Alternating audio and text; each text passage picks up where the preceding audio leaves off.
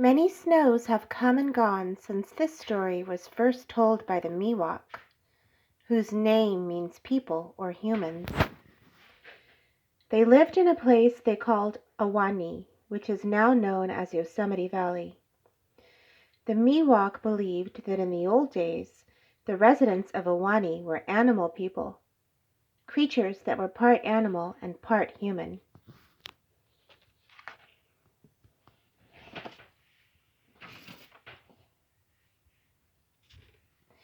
Once long ago, Mother Grizzly Bear had two cubs.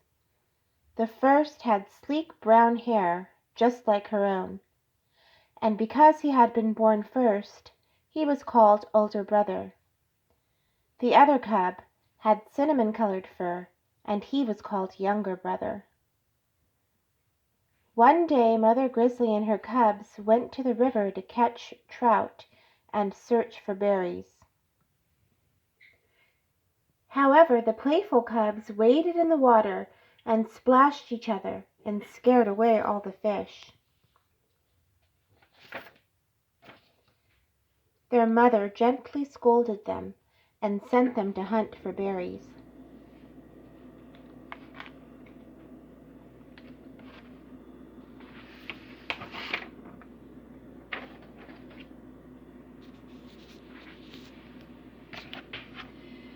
So the cubs wandered along the riverbank, pausing to sniff the air for the scent of ripe raspberries. "Do not go far," Mother Grizzly had cautioned them. But the brothers forgot her warning as they raced, wrestled, played hide-and-seek, and threw stems of rattlesnake weed at one another. By the time they grew tired of this game, their fur was full of seeds. They continued further and further downriver. When they grew hungry, they ate their fill of wild raspberries. At last the cubs came to a spot where the river ran slow and shallow. From a huge boulder beside the stream, they dived into the water with terrific splashes. They paddled about and ducked one another and dove for pretty stones. They washed the seeds from their fur.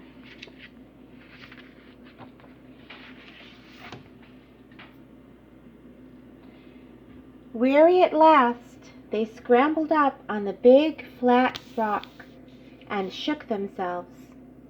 Then they lay down in the warm sunshine to dry off and take a nap. And as they dozed, the rock began to grow bigger and taller.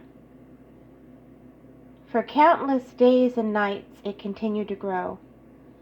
The whole time the two cubs slept on peacefully and never stirred as the rock rose higher and higher. When Red-tailed Hawk saw them so high in the blue heavens, he thought they would surely awake when the noon sun burned them. But the rock stopped growing long before it reached the sun. While this was happening, Mother Grizzly discovered that her bear cubs were missing, and she began to search for them. She did not know that they now slept among the clouds.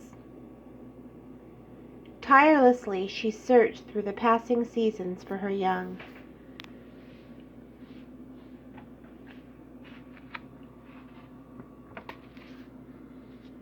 In her wandering, Mother Bear met Gray Fox, who was chipping arrowheads from bits of shiny black obsidian. "Have you seen my cubs?" asked Mother Bear. "No," said Gray Fox, "but I will help you look for them." Next, they asked Badger, who was pounding acorns with a stone, if she had seen the cubs. "No," said Badger, "I have not seen your cubs, but I will help you look for them." After this, they went to Mother Deer. "Have you seen my little ones?" Mother Grizzly asked Mother Deer. "No," replied Mother Deer, "but I will help you find them."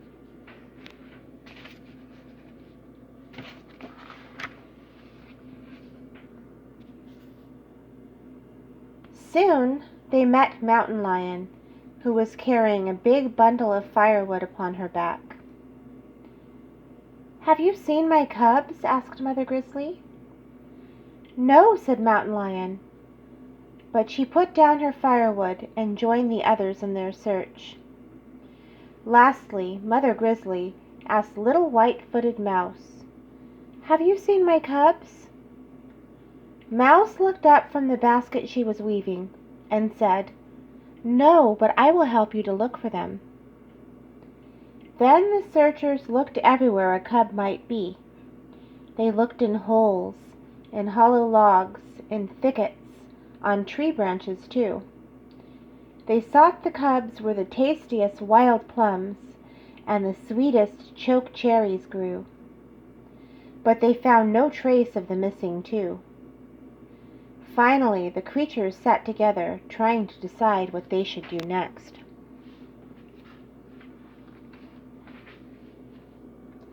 Suddenly, Red-tailed Hawk swooped down. He called to the grieving Mother Grizzly, "I have seen your cubs. They are on the granite stone which has become a towering mountain." Filled with wonder, the bear and her friends gathered at the base of what was now a wall of rock. They called and called, but the cubs slept on, too high to hear. "Please fly up and help my children find their way down," Mother Grizzly begged Red-tailed Hawk. So the hawk flew up toward the sleeping bears, but fierce winds blew around the stone that was now a mountain. The bird beat his wings, but he could not fight past the winds. At last he flew back down and said sadly to the grizzly, "I cannot reach your young ones."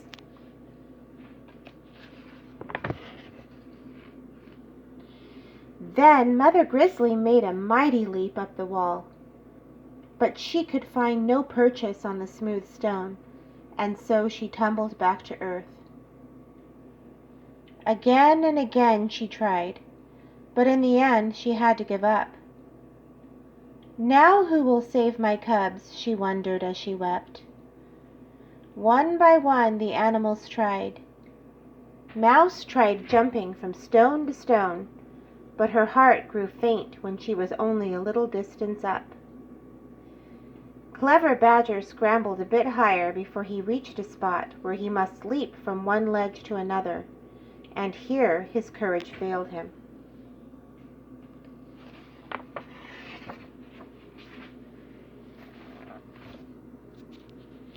Then Gray Fox and Mother Deer tried.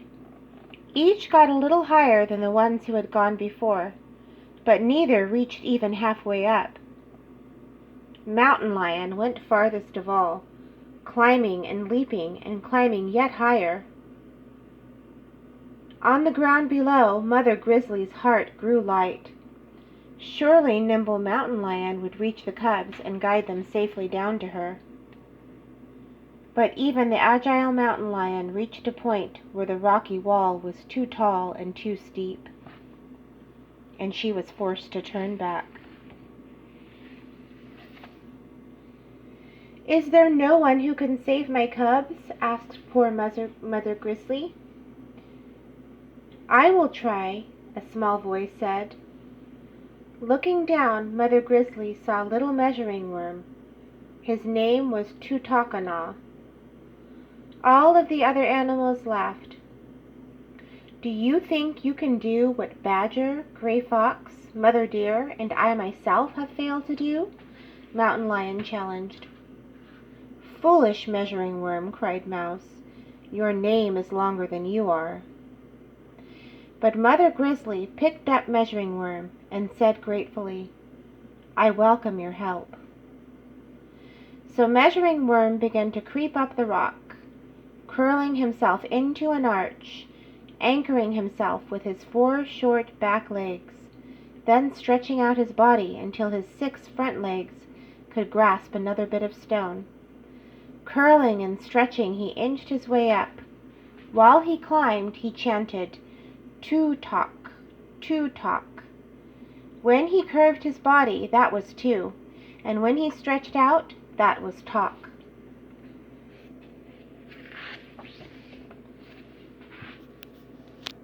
As he went, he marked a safe path with a sticky thread, for Measuring Worm can make a string like a spider.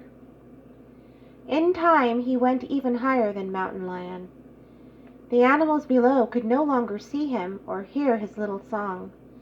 Too-talk, too-talk. Up and up he went. Day turned to night over and over, and still he climbed. Beneath him, Mother Grizzly and the other animals kept anxious watch. Above, the cubs slept peacefully, wrapped in cloud blankets. Once, Measuring Worm looked down and saw that the mighty river now seemed only a thin band of silver, decorated with sparkling rapids and green islands.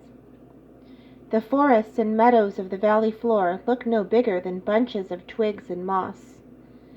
At this sight, Measuring Worm grew afraid. For a time he could not move at all. But he found his courage again.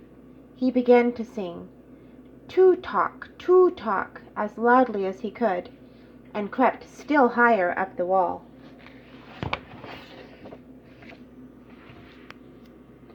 Day after day, Measuring Worm climbed, until at last, early one morning, he reached the top of the vast stone. He whispered softly into the ears of the two cubs, "Wake up!" He was afraid that if he woke them too quickly, they might become frightened and fall off the slippery rock. And when the two bears saw how high above the river they were, they began to cry. But Measuring Worm comforted them. "Follow me," he said. "I will guide you safely down the mountain, for I have marked a safe path with my string." To the brown cub, Measuring Worm said, "Older brother, you follow right behind me." Then to the cinnamon-colored fur bear he said, "Younger brother, follow your brother, and make your every step the same as his. Do this, and you shall not fall." Still the cubs were fearful, but Measuring Worm said, "Surely Mother Grizzly's children are not cowards, for she is the bravest creature in Awani."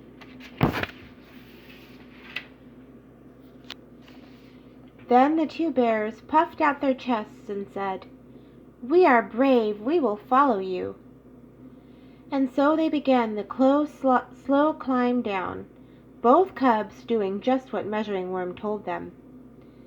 After a long time, Sharp-eyed Gray Fox spotted them. He told Mother Grizzly, "See, your cubs are returning."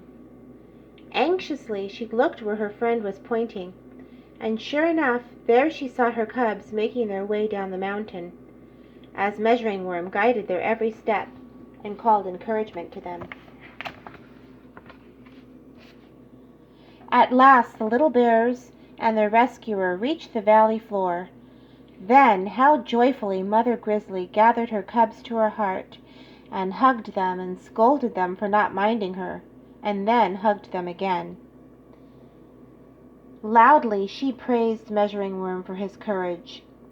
Then all the animals decided to call the rock that grew to be a mountain Tutakanula, which means Measuring Worm Stone, in honor of the heroic worm that had done what no other creature could do.